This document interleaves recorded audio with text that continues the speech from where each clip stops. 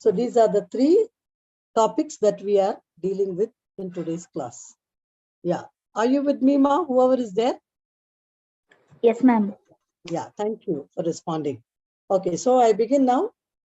Nature of thinking, right? What is the role of images in thinking, concepts in thinking, type of concept, concept formation, and also comes along with it, the language, right?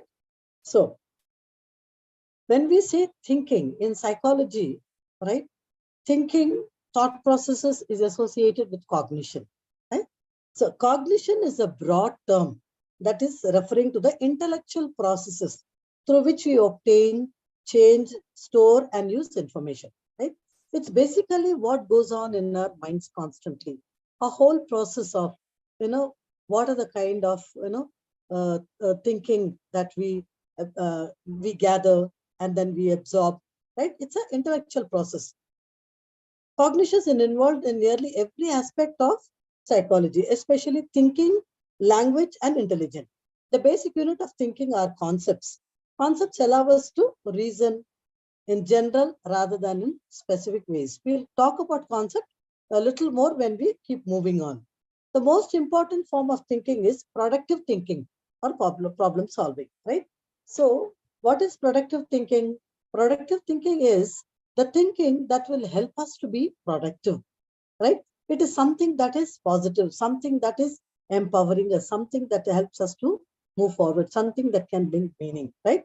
So productive thinking or problem solving, like as we keep facing challenges in life, if you are a solution oriented person, you will start thinking in a way that will bring solution to the problems, right?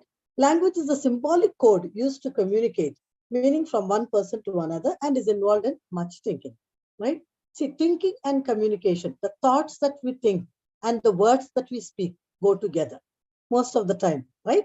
So if I have to know a person, I will be able to know him when he or she communicates, right? Meaning to say, I just can't talk nothing, right? When a person speaks, he or she reveals himself or herself, reveals the kind of thought process that person has, right? And we do this through the usage of language, right? So as cognitive process, thinking bridges the gap between stimulation and response, and therefore it affects performance.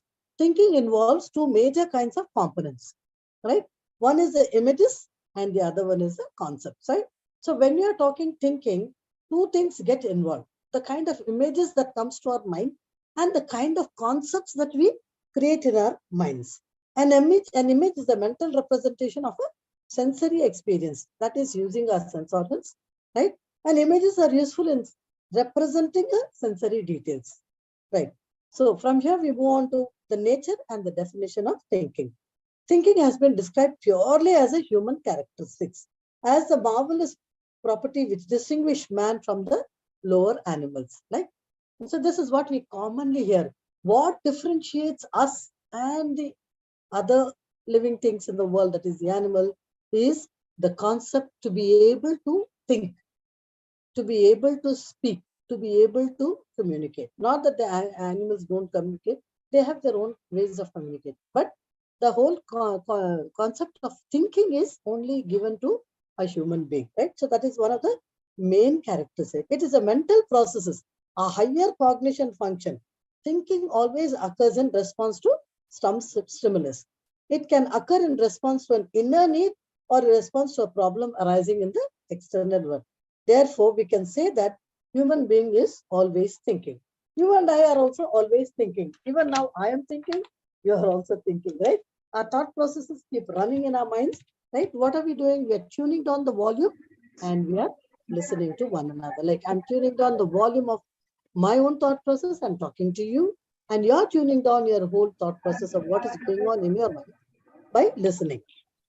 Thinking implies a process of reasoning about a particular situation with the intent of solving a problem, right?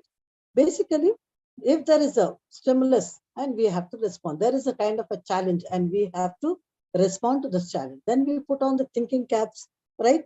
And start reasoning, right? Especially if we have to make any decisions, especially when we have to make some choices, we use the reasoning, right? For the particular thing with the intent of solving that particular problem.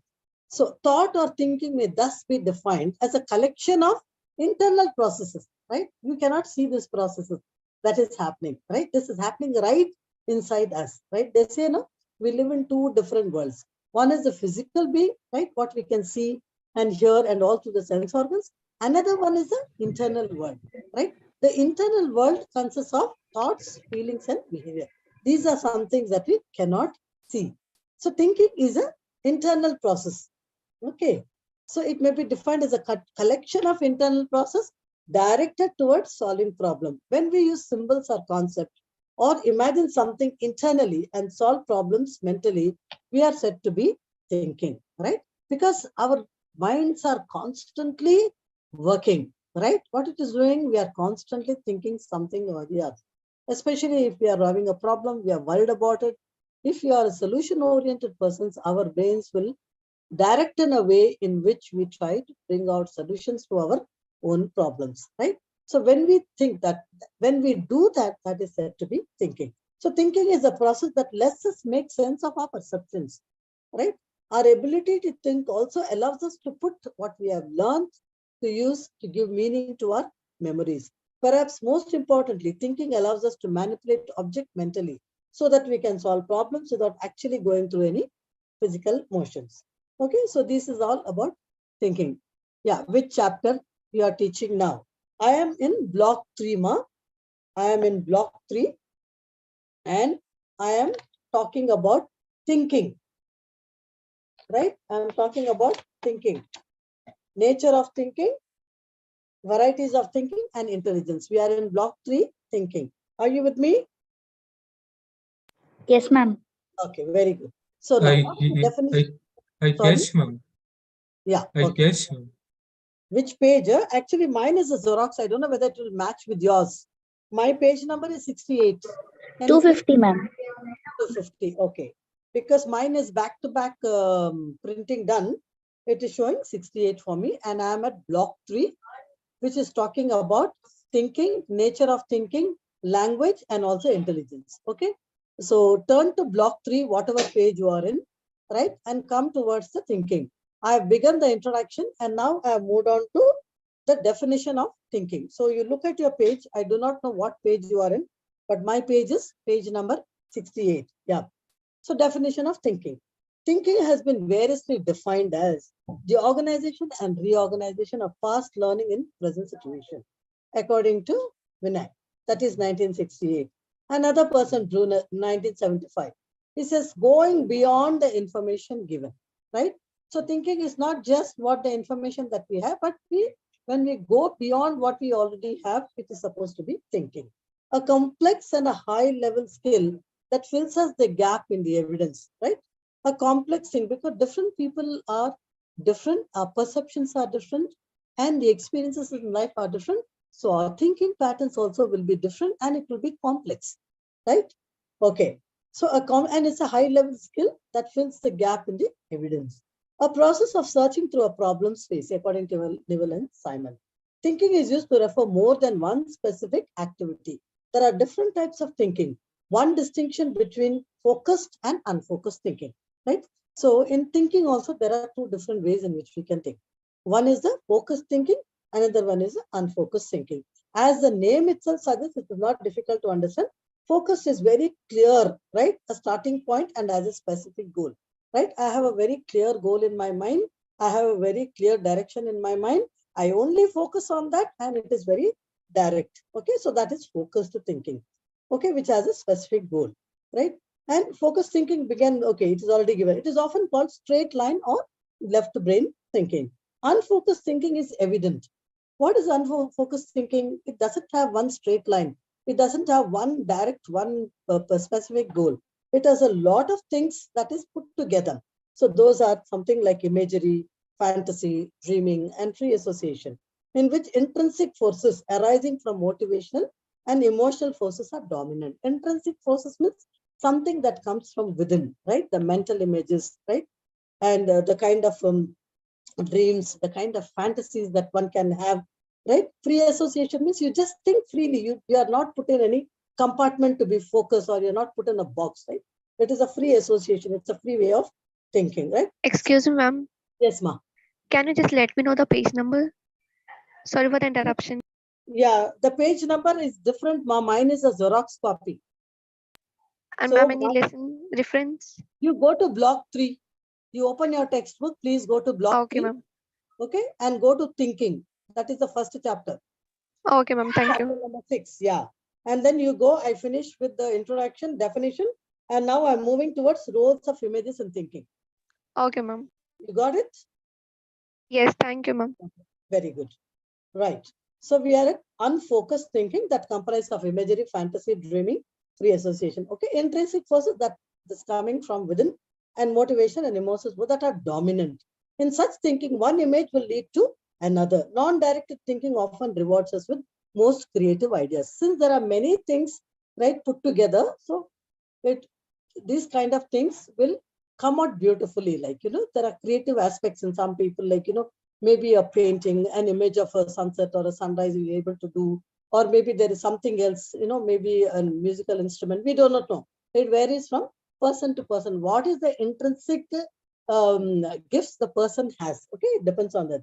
Thinking is active. Okay, it's a conscious process that enables us to reorganize our memories so that we can develop ideas, establish relationships, ask questions. The thinking process depends on images, symbols, concepts, and rules. Using images, symbols, concepts, and rules, we can think about issues, decide on the course of action, or enjoy or daydream. Okay, so this is all about thinking, right? So I hope this is clear. We move on next to the role of images in thinking. What are the roles of images in thinking? Now, mental images are an integral part of the thinking process. In fact, a major part of thinking of these images are not necessarily visual in nature. Images can be related to all sorts of sensory experiences. A mental image or a mental picture is representation in a person's mind of the physical world outside the person. It is an experience that on most occasions significantly resemble the experience of perceiving some object, event, or a scene, but occurs when relevant object, event, or a scene is not actually present to the senses. There are sometimes episodes, particularly on falling asleep, which is also known as the hypnagogic imagery, and waking up, that is the hypnopompic mental imagery. When the mental imagery being of a rapid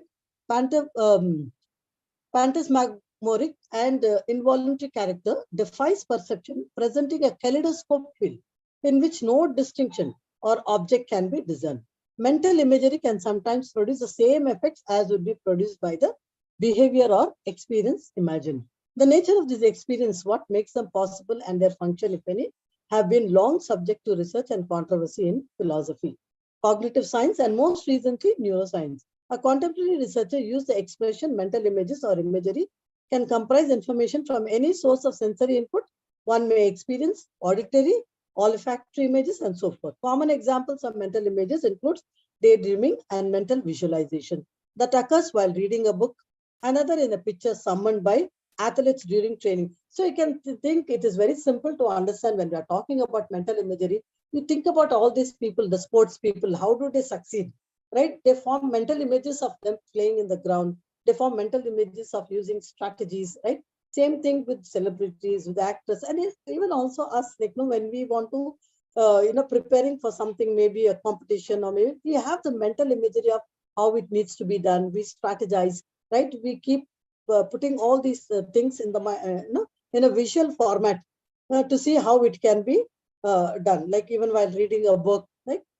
Okay, even the authors when they are writing, okay. So if there's somebody writing a beautiful novel, when we are reading the novel, we get visualizations, right? We get mental images of the novel. If it's a love story, we imagine the hero, the heroine, or if it's something that is very, full of suspense or thriller book, then you start getting the mental images, right? And visualization. So it happens, right? So all these examples they are given when a musician hears a song, or she can sometimes see the song notes in their head as well as what they hear with their tonal qualities. Okay, this is considered from the after effect and such as after image. Calling up an image in our minds can be a voluntary act. So it can be characterized as being under various degrees of conscious control. According to psychologist and cognitive scientist Steven Pinkham, our experiences of the world are represented in our mind and mental images. Okay, So this is very simple to understand. See, the kind of images that we have about the world, the kind of images that we have about nature, the kind of images that we have about even our own selves, our families, our communities, our societies, all dependent on the kind of perceptions that we have.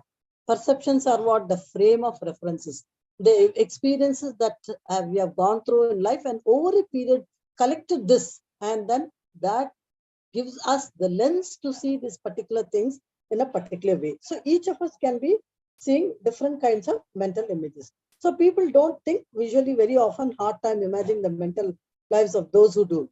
By thinking, we refer to conscious planning, problem solving, imagining, and reminiscing. In early study, visual mental imagery, Francis Galton found participants who did not consciously experience visual mental images. People often presume that others think as they do and are skeptical when they hear about people rotating lifelike images or living in mental world without visual scenery.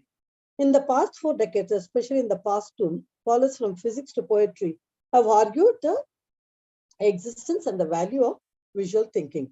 Since that time in the 80s, behavioral and imaging studies have shown that only visual thinking is real, but it encompasses a wider range of skills. In the last 10 years, cognitive neuroscientists and other colleagues have found finding evidences that people who think visually rely on two distinct groups of skill. Those who lean towards object visualization excel at picturing the scenes in rich detail and distinguishing shades of color. They often have excellent visual memories and the process scenes holistically. Those inclined towards spatial visualization do well at judging distances, relative dimensions, and velocities, and often process ideas in terms of schematic patterns. They also obtain data showing that trained scientists tend towards spatial visualization and visual artists towards object visualization. Albert Einstein has long been cited as a visual thinker, and this is how he described the thought. What precisely is thinking? When on reception of sense impressions, memory pictures emerges. This is not yet thinking. When such pictures from sequences, each member of which calls forth to another. This too is not yet thinking. When, however, a certain picture turns up in many such sequences, then precisely by such return, it becomes an organizing element of such sequences. In that connect sequences of themselves unrelated to each other. Okay, so this is the example is given by Albert Einstein. Okay, such element becomes a total concept. I think that the transition from free association of dreaming to thinking is characterized by more or less preeminent role played by concept. Einstein's description indicates that visual thinking is active and not passive. Those who don't use visual images to invent things might imagine that think visually means relaxing and watching images float by. Nothing could be further from the truth. Visual thinking comes in many forms, but in every case it is hard work. It may involve the derivation of a new image that connects others or the manipulation of an image that needs to change. In many cases, mental images move, creative ideas emerge as images from different contexts and speak to one another, right? Okay, so now they are giving us about this work such as Temple Grandin's Thinking in Pictures and Thomas G. West's In Mind's Eye have revealed how crucial it is for teachers to cultivate visual thinking and adjust their methods for visually inclined students. New research indicates that we need to move beyond categories of people as visual or verbal and consider the many mental processes that visual thinking involves. In the 80s, psychologist Vera John Steiner defined visual thinking as a representation of knowledge in the form of structures in motion. The study of relationship of these forms of structures, the flow of images, the pictures, the diagrams, the explanatory models, orchestrated paintings of immense ideas, and simple gestures work with the schemes and structures of the mind. John Steiner developed that this definition is based on dozens of interviews with the creative people. Even then, she mistrusted the categories of visual and verbal and avoided placing creative thinking as either one. Visual and verbal thinking still coexist in every mind, and creative impulses emerge when they interact. Being visually inclined may mean being able to describe and analyze images with words. Temple Grandin's Thinking in Pictures usually languages masterfully to explain how visual thinking works. In Grandin, in other words, touches of cascades of images of a visual and language system interact. Okay, so that's how now poet Natasha has such a strong visual memory that when she used to study for high school tests, she visually memorized her notes and could read the answers of her mentally scanned pages. Creating poetry involves choosing words that communicate a vision so that the readers can create related images. Many people read poems and stories in order to visualize. Well-written literature often sets a structure of instruction of composition for the mind, such as musical score tells instrumentalists how to create music. Psychologists have developed exercise for enhancing people's ability to work on their mental images in order to sharpen their thinking capacity and thinking skill, problem solving, brain teasing, creative thinking exercise. There's no depth of research available suggested that mental images, when are rehearsed, can be very helpful in improving other skills. Besides, well, examples of jogging, athletics, dancing, public speaking, and images also used to important tools of intervention designed for handling psychological problems like relaxation exercise or meditation. You see, when you try to calm down people with anxiety or people with panic attacks or people with fear, like when you lead them into a kind of a meditation or a kind of a relaxation technique, you can ask them to breathe and slowly imagine, surrounded by greenery, imagine surrounded by flowing waters, imagine surrounded by birds, imagine surrounded by big green trees and the fresh breeze flowing, all this, right? So this has its own impact. Okay, so this can happen only when you have the thinking capacity to be able to do it, so that you will be able to be of help. So you see how important it is for the mental images, the verbal and the visual, to be part of the whole thinking process. The main thing is when we are thinking, we think we are human beings and we have the capacity for reasoning, and that is why we think. We are intuitive, automatic, unconscious, logical analysis, and thinking helps us in theorizing, in predicting, in evaluating, and then also the memory recall, what we have learned, right? When we have gone through certain sets of exercises or when we have gone through certain type of experiments in the lab, this recall value comes with the mental images. Then we are able to express better, we are able to articulate better, and we are able to organize our thoughts better. Okay. So with this, we close the chapter on thinking. And now we move to the role of the concept. Now, what are concepts thinking?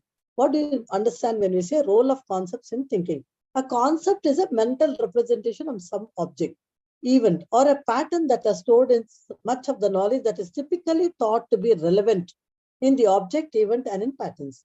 Concepts are basic units in the logical thinking. Thinking is based on concepts. Concepts are developed by thinking. So you see, it is either way. Concepts are developed by thinking and thinking is developed based on concept. Okay, I just skip off this so that you can read because it is easy to understand. I'm just moving on. Understanding based on concept. To have a concept of something is a group similar to things together treating members of the category that the concept includes in more or less similar ways. To form a concept, people must have some basis of generalization for grouping certain things, but not others together. Concepts may relate to object, to people, to qualities such as good and dishonest, or relationships such as above and when. Concepts are not always verbalized. Concepts are fundamental aspects of intelligent behavior. All thinking requires concepts. Concepts as are learned through experience. Children's first concepts are concrete, identified by sensory qualities, and as we grow, we require more abstract on theoretical concepts by building on a earlier concrete ideas. Children acquire concepts similarly to the way they acquire language, right? So we can have concepts on so many things. You can have even concept about your own self-concept. You can have a concept about the world. You can have concepts on friendship. What is your understanding? What is your concept on that? You can have concepts on parenting. Like that, you can develop through thinking different types of concept. Now, concept allows us. Now, what does concept do? Now, how do we understand that? When we do this, this means we are evolving or developing a concept. So concepts allows us to generalize, right? That is the first thing. If we did not have concept, each object and event in the world would be unique to us, right? So when we are able to develop concepts on self, then we can come to a generalization, say, okay, there is something called self-concept, right? Whether my self-concept is poor, whether my self-concept is healthy, that is a different matter altogether. But generally, all of us have concepts, right? We can have self-concept. Yeah, next thing is classifying objects that we have not experienced previously, which is important to our ability to behave appropriately in a new situation. They provide clues about how to react to a particular object or experience. For example, if we see a bowl of peanuts, Our concept of food lets us know it is okay to eat them. Similarly, you can think about anything. Why only peanuts? You can think about bowl of fruits. You can think about bowl of anything, or you can even think about any unhealthy food items like pizza, burgers, and all. And you can our concept will remind us that these are not healthy foods. These are categorized already because already concepts are formed. Okay, so classifying.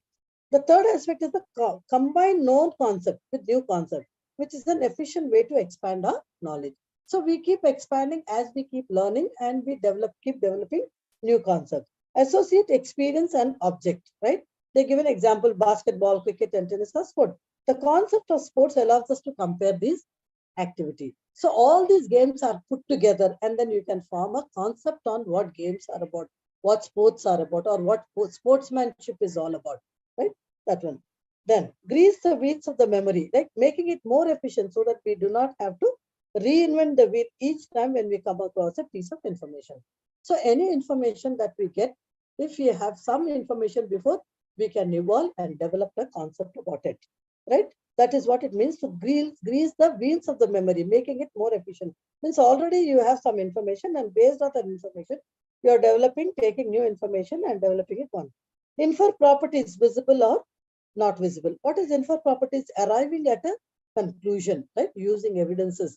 Okay, so you arrive at a conclusion using properties visible or not visible, and then communicate effectively with other people, right?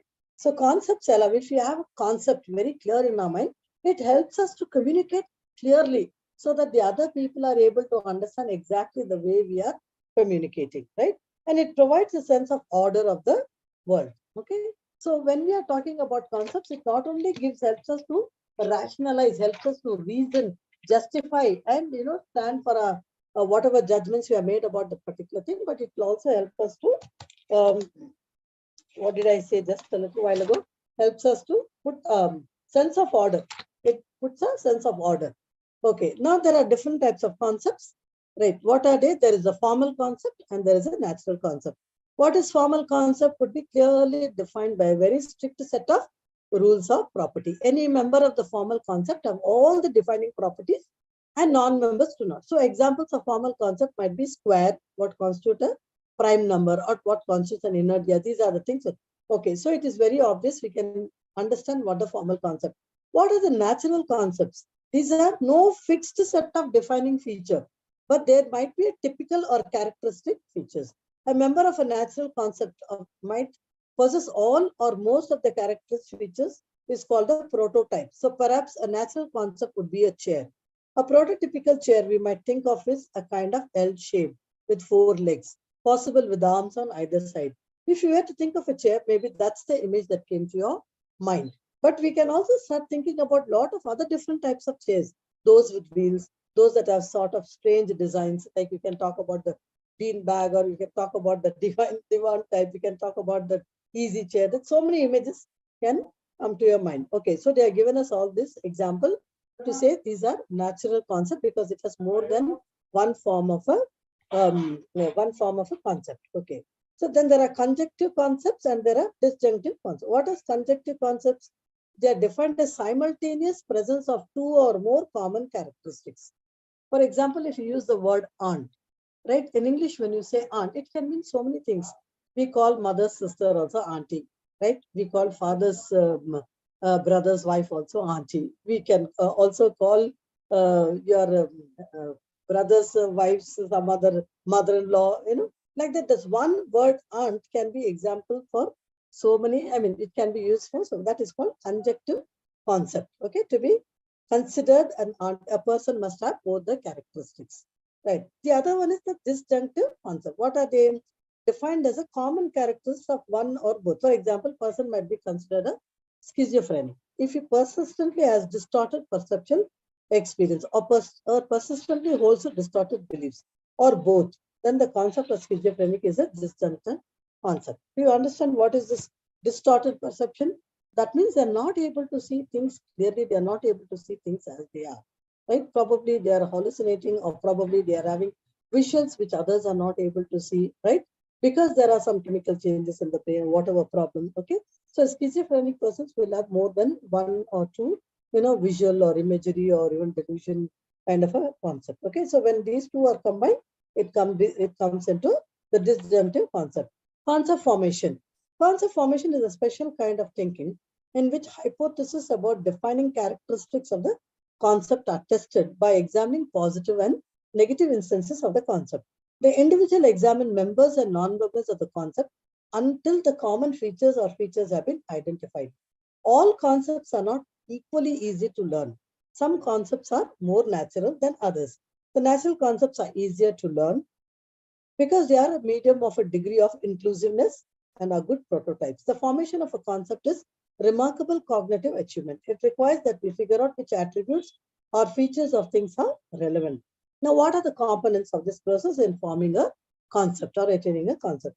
Acquiring information necessary to isolate and learn a concept. Retaining the information for later use and transforming the information to make it usable when testing ideas about new possible instances, right? So this is a concept of, you can form concept on anything. For example, if somebody comes up with the idea, suppose in the class, somebody wants to do a small research on maybe on online betting or maybe online gambling. So this person has to first develop a concept, right? They have to collect the information, acquire the information, retain that information, and then put those things together and see, okay, what is the kind of a concept, like what, and develop a concept on this particular issue, whether it is online betting or online gambling, or it could be something even related to maybe what is the kind of mobile addictions that we have, which is now getting very, very common, or it could be, addictions to social networking sites. All these are new things, or pornography. So concepts can be developed by collecting all the information and transforming that information to see how it can be used, right? So you just don't create a concept and keep it for yourself. We develop a concept so that we use this concept in a way to bring solutions to these particular issues that we have identified, okay, in a research or in a scientific way. Laboratory studies together with observations in daily life indicate two common processes of concept formation. One is abstracting, another one is generalizing. A person who acquires concept, chimpanzee must observe that all animals, regardless of how much they differ, have something in common, such as long fur, long legs, arms, bark. Okay, so here they are given you the examples of a chimpanzee, and how important it is to observe in case you are planning to form a general concept. Okay, the process is also called abstracting, but it requires detecting the essential features of an object or an event. After a series of experience with chimpanzees, a person may encounter an albino chimpanzee for the first time. If the person decides that this animal also is a chimpanzee, he must have observed something of what chimpanzees have in common, reaching the conclusion that animals in the same category is called generalizing, right? In acquiring concept, both processes are involved, often in a cyclic fashion. Abstraction and generalization occur naturally in daily life, especially among children. The outcome, sometimes requiring several years, is called a concept formation. Okay, so very close to concept formation is also the language and thinking, because all this comes in a row: the thinking, the concept formation, and the language, right? So what is the role of language? Language plays an important role in cognitive activities. Language helps us to think, make inferences, tackle difficult decisions, and solve problems, right? Language can be thought of as a tool of representing ideas. In most efficient and developed vehicle used for carry the process of thinking. When a person reads, writes, or hear words or sentences or observes gestures in any language, or stimulated to think. Thus, reading and writing of a document and literature also help in stimulating and promoting the thinking process. Because language is virtually an unbound symbol system, it is capable of expressing most thoughts. At the same time, language is the way we humans communicate most of our thoughts to each other. We do not always think in words, but our thinking would generally our thinking would be greatly impoverished without words. Some psychologists have argued that we cannot think without language. Is thought dependent on language, or is language dependent on thought? The close link between language and thought has generated a lot of controversy. Only the earliest theories about the relationship between the language and the thought was put forth by J. Watson, and he believed that thinking was nothing more than the inner speech. Thinking is certainly more than the silent language or talking to ourselves. Thought cannot occur without language. However, mental imagery we use in thinking certainly involves language and a great deal of thinking in verbal form. It's very simple to understand the kind of language that the thoughts that we think and the words that we speak, will bring out a little more about who we are as persons, right? What are we thinking? If we may not articulate it, but our mind is constantly talking, like we're using a language to think from morning till evening, right from the time I get up to go to bed, my mind is all the time interacting with me. I'm constantly talking to myself. There is a self-talk that is going on, right? And then from there springs the communication, the language that I use to express those thought processes that are going on in my mind. So you can see the close link between the thinking and the language, right? The kind of talks that is going on in my mind, the concept that I'm forming, and the words that I'm using. Benjamin Lee put forth an influential theory known as the linguistic relative theory. The essence of this is called the Sapir-Whorf hypothesis or linguistic determinism. It is the language determines the thought. The structure of one's language plays a significant role in the nature of that person's thinking. Language acts as a window that filters the amount and the nature of information that is passed on for the processing, right? So the critics also say that the words merely reflect rather than the cause the way we think. A study by Eleanor Roche found that the lack of words for concept does not reflect lack of ability to perceive and think about it. Language does determine thought to some degree. Evidence suggests that language shapes thought, but only in restricted ways. It apparently does not determine our overall conception of reality. Language also seems to become more important as thinking becomes more abstract. To sum up, thought can influence language and language can influence thought. There is an increasing evidence that language and thought are part of a single automated cognitive system. Instead, they seem to have evolved as separate, modular, biologically prepared components of the mind. So with this, we end the information about the language. It's a very important thing, even when you ordinarily understand also the kind of thought process that I have and the kind of language that I teach will go hand in hand, right? When you talk in psychology, it is always the thoughts influences the way you feel and the way you feel influences the way you behave, like in the CBT, right? So the thoughts that you think, constantly what you are thinking, right? If you're thinking positive thoughts, if you're thinking empowering thoughts, that is the kind of language that is also coming out of ourselves.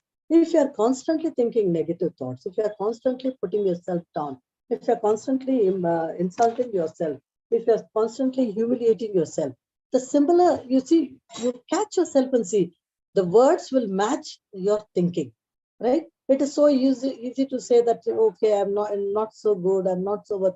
These are all coming from a thought processes. The concept that I have formed about myself, that I don't succeed, I'm too dumb to understand, I'm not intelligent, I'm not good. All these negative phrases, you just, you collect it and try to see the link that is from where it is coming. It will directly go to your thoughts, right? And if you go a little more beyond, it will reach to your belief system. And if you go a little more beyond that, it will go to the experiences that you have had in life. Okay, so with this, we close this. There is summary, there is questions, and there is model and questions that are given, and you can read it up for a better understanding. We come to unit number 7. Now, unit number 7 talks about varieties of thinking, right? In varieties of thinking, we have inductive and deductive reasoning, problem solving, stages of problem solving, impediments to problem solving, creativity and critical thinking, stages of creativity, characteristics of creative thinkers, critical thinking, Piaget's cognitive development theory, central concepts, stages of cognitive development, evaluation of Piaget's theory. We'll try our best as much as I can till the time. We'll go on, and then I think I don't want to saturate your mind too much by continuously, moving on fast. To the extent that we can, we will take, and then we will continue in the next class. Okay. So now we move to varieties of thinking. What is this variety? Cognitive psychology is the branch of psychology. I am at unit number 7, block 3. Okay. And I'm looking at introduction. I just picked out some words so that it's easy for us to keep to the schedule and keep to the syllabus. Cognitive psychology is the branch of psychology that investigates the internal mental process such as problem solving, memory, and language. The school of thought arising from this approach is known as cognitivism, which is interested in how people mentally represent information processing. It has its foundation in the Gestalt psychology of Max Wettler, Wolf Kohler, and Perfect Kafka, and in the work of Jean Piaget, who provided a theory of stages, phases that describe children's cognitive development. Human being is considered as a rational being because she is capable of thinking and reasoning. His superiority over the animals is learning and adjusting lies in her capacity for better thinking. In a broad sense, thinking also includes all forms of cognitions, that is the thinking process, perceptions, right? The way you perceive, your frame of reference, imagination, memory, and conception. Sometimes the term thinking is used to mean the process of problem solving. Generally, thinking occurs when we are confronted with a problem which demands solution, or it occurs when something goes wrong. In developmental psychology, Jean Piaget was a pioneer in the study of the development of thought from birth to maturity. In his theory, cognitive development, thought is based on actions on the environment. That is, Piaget suggests that the environment is understood through assimilation of objects in the available schema of action, and these accommodate to the objects to the extent that our available schema falls short on the demand. As a result of this interplay between assimilation and accommodation, thought developed through a sequence of stages that differ qualitatively from each other in the mode of representation and complexity of inference and understanding.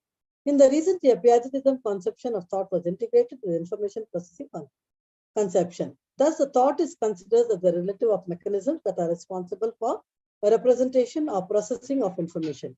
In this conception, speed of processing, cognitive control, working memory are the main function underlying the thought. In neo-Piagetic theories of cognitive development, the development of thought is considered to come from reasoning, speed processing, enhanced cognitive control, and increasing working memory. Okay, let us look at reasoning. In the reasoning, one of the great advantage of the humans have over other species is that we are much better at reasoning. Life constantly presents us with problems and decisions, how to go to class on time, when the car, okay, all these are examples. So we'll just come down to the most important specific. What is reasoning? It's a logical manipulation of concepts, typically the purpose for solving the problem. Reasoning is basically controlled thinking. It has a theme, it is rational and directly related to some problem or question, as opposed to free association or fantasy of control, which is exerted. Reasoning requires concentration. Hypothesis developed, tested, and revised. There is almost inevitable some trial and error in solving a complex problem, but reasoning shows whether the effort is on the right or the wrong track. In each case, a conclusion is reached by making the hypothesis and evaluating them. These processes, making and testing hypotheses, are the basic dimensions of human reasoning. Sometimes the approach is primarily inductive, in which the increasing amounts of data are gathered, leading to formulation of a hypothesis.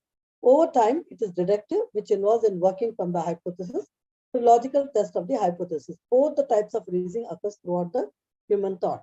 We use the word hypothesis a lot in the research framework, right? What is hypothesis? Hypothesis is a kind of a tentative solution. It is an answer to the problem that is tentative. We are not sure, right? That's why we say hypothetical testing, hypothesis, right? So here we have two major forms of reason that have been identified as deductive reasoning and inductive reasoning. Now, what is deductive reasoning? Consists of drawing conclusions which follows logically provided from certain statements that are assumed to be true. When we engage in deductive reasoning, we begin with certain general assumptions of the premise that we believe to be true, and we use this to drawing conclusions, right? We can be confident about the deductions, right? So when in deductive reasoning, you begin with a general premise, right? You begin with a general premise, and then you go down, finding out whether whatever you have, taken as a premise is true or false, or right or wrong. So you are able to reach. So from the general, it's like a cone. Imagine a cone ice cream, right? On the top, it will be full. But as we keep on going down, at the end, you'll get the chocolate, right? So somebody says there is a chocolate in the cone ice cream, right? So we don't know. We will just say, no, I don't believe.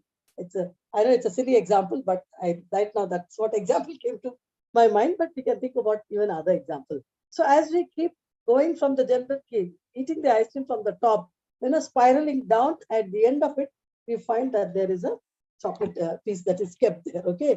A classical method of studying deductive reasoning provided by syllogism involves deductive reasoning and provides a set of rules and systematic methods for reaching valid conclusion. There are logical consists of two statements or premise. Like Hyderabad is in Telangana. They are given an example. Telangana is in India. It's a conclusion. So Hyderabad is in India. The task is to decide whether the conclusion follows logically from the premise. So in deductive reasoning, we begin with the premise. When we are talking about the syllogism, we say all what you can give an example. All men are mortals, right? All men are mortals. It's one of the example given in philosophy. All men are mortals, right? So all men are mortals, and Socrates, all human beings are mortal. All human beings are mortal. So Socrates is a human being and he is mortal. So something like that. Anyway, you can think about better examples. Here they are given about Hyderabad, India, and India, Telangana. So you think about it and it is very simple. Okay. So inductive reasoning involves drawing general conclusion from a specific information. For example, that every female acquaintance expresses an interest in shopping. This information may lead to conclusion that all women generally enjoy this activity. But this conclusion may be true, but it is not certain to be correct.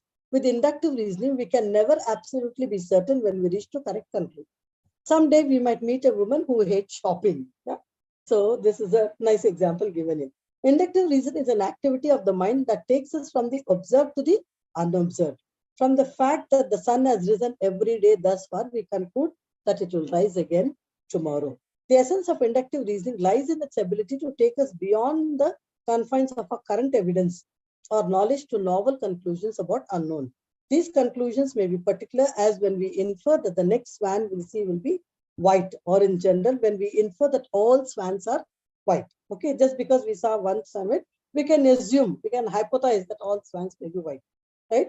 Or you can take about a dog, like take all dogs are black in color, like, so we may think that all the dogs you are going to meet will be black in color, but it need not be, right? So they may concern the future, as in the prediction of a rain from a dark cloud, or concern something in the past, as in the diagnosis of infection from a current symptoms. All such reasoning is found on the relations of cause and effect.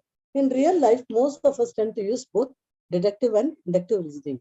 Even intelligent people make errors in both types of reasoning. It can be sometimes errors are made by scientists, errors are made by doctors, sometimes errors can be made by teachers, because we are all human. Okay, to err is human, that is what to say.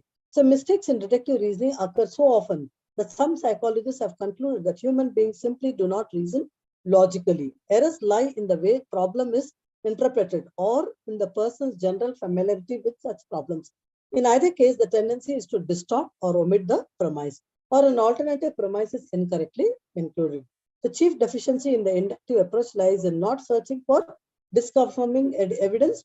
The hypothesis is formulated and contrary information is overlooked. Deductive reasoning is more conservative and inductive reasoning is generally more reliable. Then we move on to the next, that is the problem solving. As the name indicates, problem exists when there is a discrepancy between your present status and some goal you wish to obtain. With obvious way to bridge the gap, problems require you to supply new knowledge that allows you to achieve your goal. There are a number of possibilities for solving the problem and each has its own risk. Okay. The problem consists of three components. What are the three components?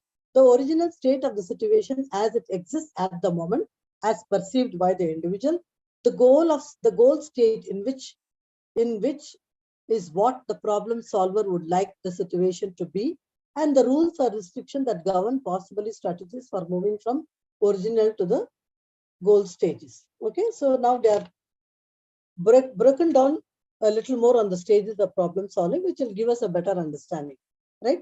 So problem solving behavior generally involves these three logical steps or stages. What are they? Representing the problem. The first step in problem solving is to determine what the problem is and to conceptualize it in a familiar term that will help us understand and solve it. Some problems can be represented visually, others mathematically. Okay, so first is the step is to representation of the problem. Okay, first the problem, determine what the problem is and conceptualize. Many a time the way we perceive problem also becomes a problem, right? Suppose you are a solution oriented person, the way you approach the problem will be different from the others who are problem oriented, the way they approach the problem. Okay, The next step will be generating possible solutions, right? So once we have a clear idea of what is the problem, right? Okay, of this is the idea of the problem. The next step is to generate possible solutions. That is, you keep thinking, what are the alternatives that I have, for this kind of problem? Okay, this is my problem. What alternatives that I have within myself? Sometimes the solutions are easy. Complicated problems require the generation of complex strategies. There are many strategies in which people use to solve the problem. Okay, so generating first is identification of what the problem is, right? That is the representation of the problem. The second is generating the possible solutions, and the third aspect is trial and error. Animals use trial and error methods randomly. Skilled problem solvers, however, use these techniques in the methodical fashion. They start by ignoring possibilities that obviously won't work. A problem solver eliminates each of the more likely possibilities, and they are left with fewer places to look for the correct answer. Mechanics call this troubleshooting. Okay, so this is how trial and error method. You see, all the psychologists, whenever they came up with theories, whenever they came up with findings, they use the trial and error method, right? They tried with the dogs, they tried with the cats and the rats, and you see, and they came up with the theory observation and seeing so many times. Even you take Albert Einstein, how many times he tried to come to the conclusion of how the electricity can be generated, right? So trial and error method is something that will come as a after the general, after we explore what are the possible solution, we tried. And one of the methods is you eliminate all those things that you know for sure won't work, right? Then you will have the focus on being able to look at what will work. So you'll only revolve around with trial and method error to see how it can work. Testing hypothesis. A systematic approach to a problem solving is provided by strategy of testing the hypothesis. Okay. So if you have a hypothesis, right, like you had a hypothesis that all women, or they love shopping, or women cannot handle money, maybe a hypothesis, right? Now, because you have seen how our own, I mean, in your family or in our surrounding, women are not capable of handling money, they're not capable of running business. So the hypothesis is women cannot handle money, right? So if this is the hypothesis, how do we test this hypothesis and how do we come out with a research story by itself? How you approach it? Like, so maybe sometimes you come across a person who are able to handle money. And when you do a little bit of reviewing the literature, you'll find there are so many women who are doing business, who are reached top positions and who are handling money quite well, right? Insight. So sometimes you experience an aha reaction. That's insight, the sudden perception of key relationship that leads directly to a solution. Insight usually comes only after some hard thinking. Perhaps insight is the right brain activity and not reachable through directed thinking. Insight often comes when you're relaxed, when you're turned off your directed thinking for a while. If you review every aspect of the problem just before you sleep, often the solution appears in a dream or will be waiting in your conscious mind when you wake up, right? So this is how the insight. So if you're trying to solve a problem and you're constantly thinking, right? Suddenly when you feel exhausted and you let your mind relax and rest and you go to bed, sometimes in the middle of it, you might come, one idea may suddenly pop up, or something, has come up as a dream, or some word spoken may strike you, and suddenly you realize, hey, I can do this. This is one problem. Otherwise, all the while I'm thinking, no, it is impossible. I cannot get out of this problem. It is so difficult. It is so tough. Or maybe even, trying to solve one mathematical problem, I'm not able to do it. But then I'm trying, exhaustion mode, then I rest, I relax, and suddenly the answer pops up out of nowhere, because you have given your mind complete rest and relaxation, and your brain started thinking, and suddenly it clicks and gives the answer. That is the aha experience. And you realize that it was all the time there in front of you, and you did notice that the answer was there, always there, but it's just that I didn't notice. And suddenly I noticed after exhaustion. So I say, aha, right. Then algorithms, a step-by-step procedure in which problem solver considers all possible solutions to a problem, right? And then heuristics, a shortcut that provides a reasonable chance for a correct solution. Heuristics are really rule of the thumb or bits of knowledge that help solve problems in the past.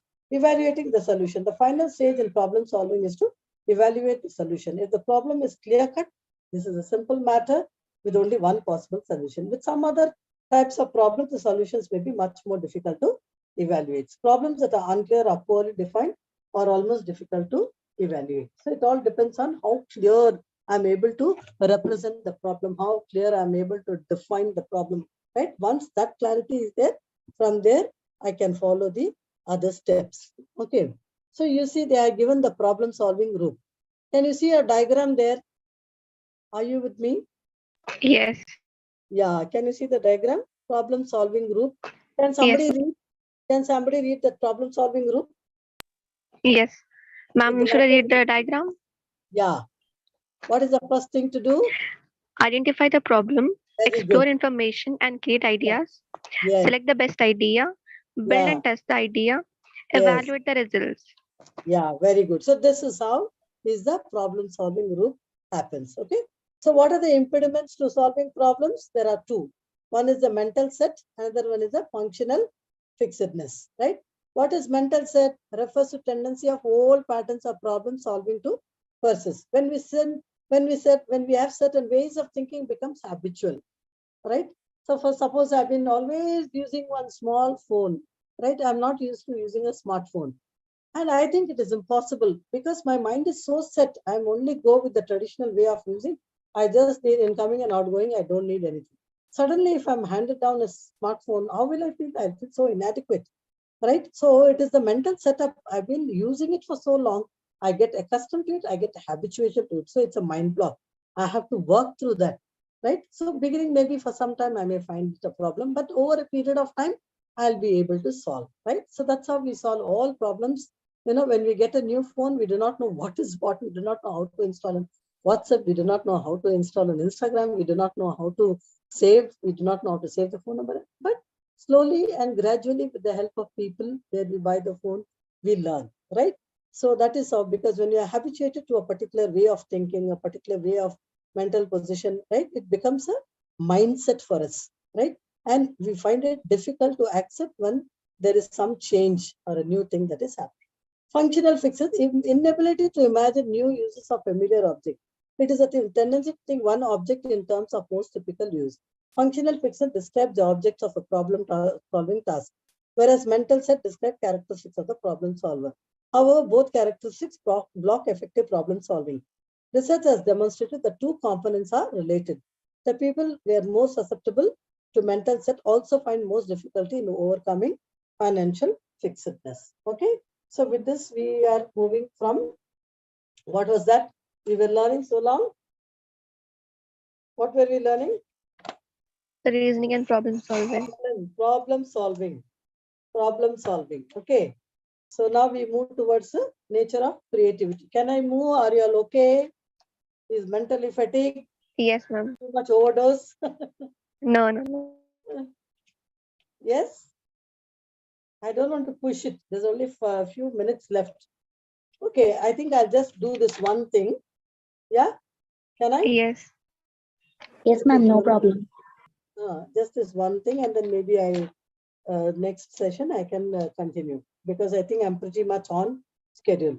Okay, nature of creativity, right? Creativity is a kind of mental ability. People tend to view creativity as an essential trait for artists, for musicians and writers, but it is important in many walks of life. Although its nature may be elusive, creativity is important in today's world. Creative masterpieces in arts, literature enhances human existence. Creative insights in science illuminating people's understanding of the world. Creative invention fuels our technological progress. What makes thought creative? Creativity involves generation of ideas that are original, novel, and useful. Creative thinking is fresh, innovative, and inventive. In addition to being unusual, creative thinking must be adaptive. It must be appropriate to the situation and problem. It is widely believed that creativity usually involves sudden flashes of insight and great leaps of imagination. Sudden bursts of insight do occur. However, the evidence suggests that major creative achievements generally are logical extension of existing ideas involving hard work and many small faltering steps forward. Creative ideas do not come out of nowhere. Creative ideas come from deep well of experience and training in specific area, whether it is music, painting, business, or science. Some attribute creative breakups to unconscious thought processes, which are not constrained by normal logic and rationality. But most cognitive psychologists have concluded that creativity emerges out of normal problem-solving efforts that depends on conscious thought processes, and that our creativity can be learned or enhanced to at least some degree. Creativity relies on divergent rather than convergent thinking. Creative people tend to be divergent thinkers. Guilford distinguishes between convergent thinking and divergent thinking. In convergent thinking, one tries to narrow down and list out alternatives to converge on a one single correct answer. Most training in schools encourage convergent thinking. In divergent thinking, that goes off in different direction. One tries to expand the ranges of alternatives by generating many possible solutions. Divergent thinking contributes to creativity, but it clearly does not represent the essence of creativity. According to Sternberg, the cognitive processes that underlie creativity are multifaceted. For example, creativity demonstrated by coming up with many different uses for simple objects like a brick or a toothpick. Intelligence can and creativity are not the same thing. Most creative people are quite intelligent, but reverse is not true. Many highly intelligent people are very creative. Creative thinking requires that you actively seek new answers to old questions. The elements necessary for that type of thinking include flexibility, insight, and persistence, right? And what is this flexibility? Can somebody read? What is flexibility? Yes, ma'am. Yeah. Flexibility. Rigid thinking defeats creativity. Hmm. Flexibility, which is a willingness to adopt new ideas, is the opposite of functional fixedness.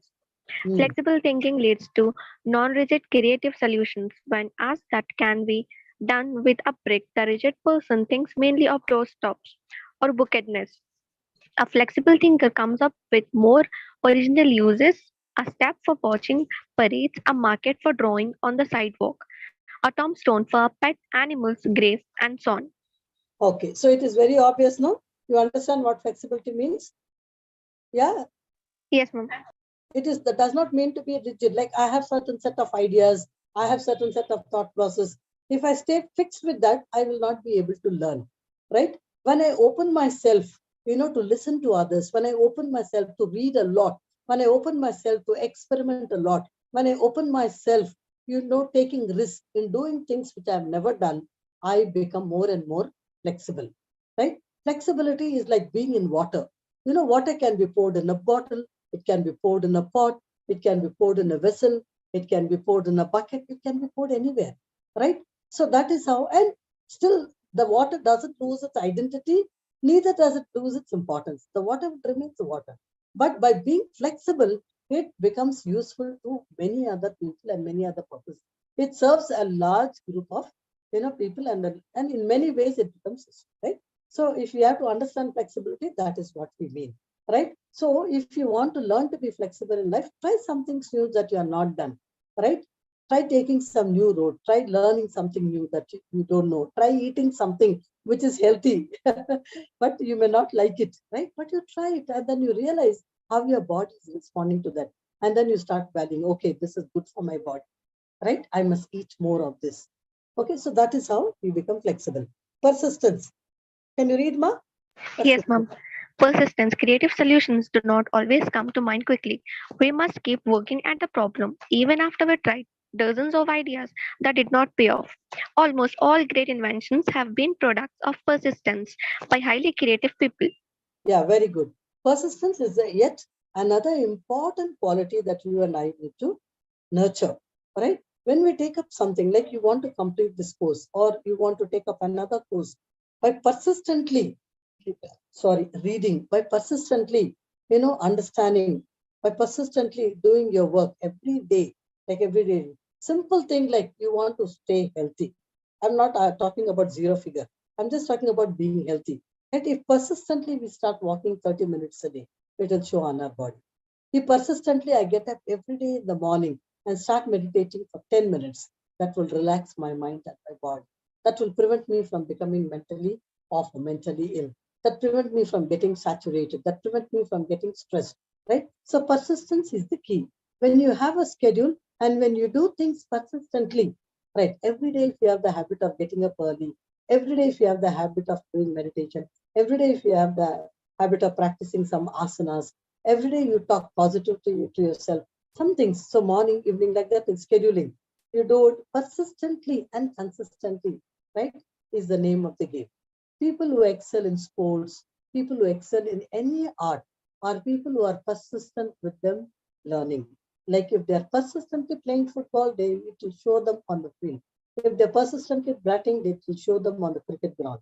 If the person is persistently practicing music, you can listen and you know how much of practice has gone in. So that is what is called persistency. Insight.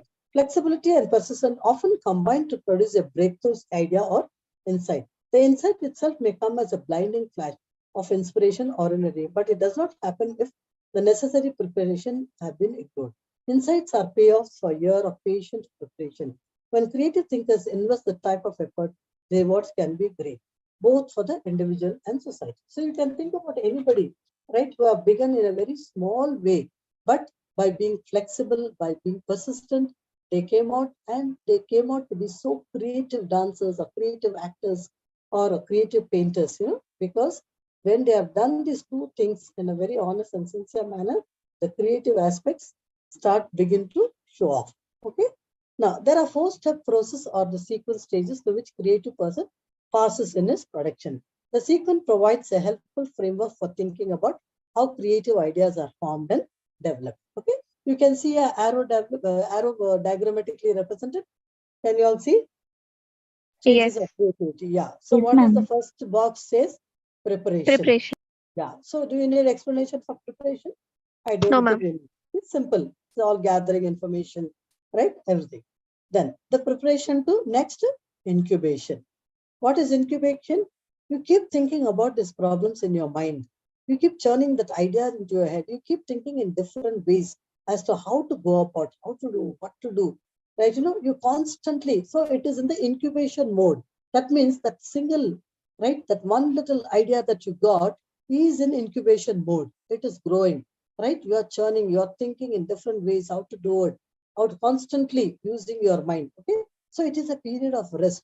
You're thinking about it when you're in the daytime, you're thinking about it when you're going to bed, right? In the rest, you're not actually putting pressure, but this constantly there at the back of your mind.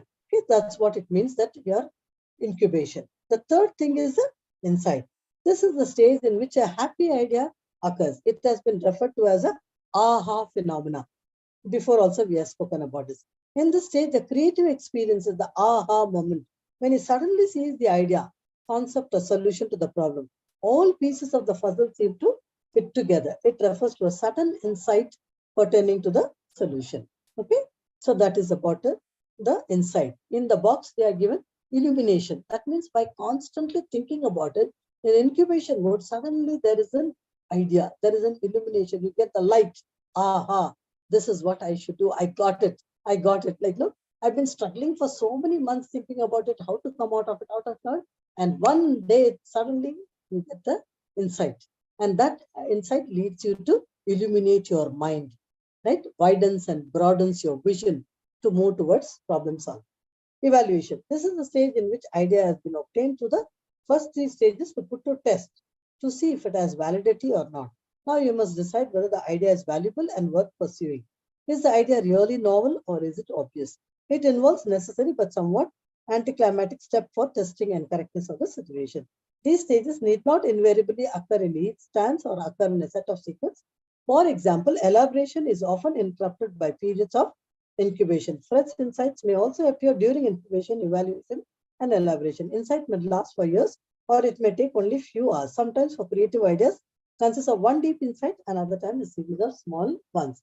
Okay, so when you look at anything, even the simple thing, when the first phone came, an idea can change your life. The advertisement. So even people who advertise, you see what creative ideas they use, to play on the emotions of the people and make them buy, right? They use sentiments, right? They use so many things. These are all creative aspects that suddenly comes in a whole process of incubation. As rightly we read now, it may need not have to go in that order. Now, what are the characteristics of the creative thinkers and what are the critical thinking? Should we continue? I pass time. Hello. Yes, ma'am. Are you there? Yes, ma'am. Yes, Still ma'am. wait. I think I'll continue in the next class. I don't want to saturate your minds. Okay. You all read up Okay, on ma'am. your own. Okay. But I Okay, will ma'am. continue. Okay. So we stop at, remember, we are stopping at characteristics of Creative creative thinkers. Creative thinker. thinkers. Yeah. Then we continue from there in our next class. Till we meet again. Okay, Okay, ma'am. ma'am. Okay, ma'am. We'll get the link, I'm sure. Okay, so thank you for Bye, listening, ma'am. and God bless you. Bye-bye. Take care. Bye, ma'am.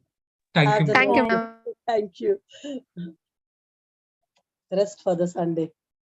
Sure.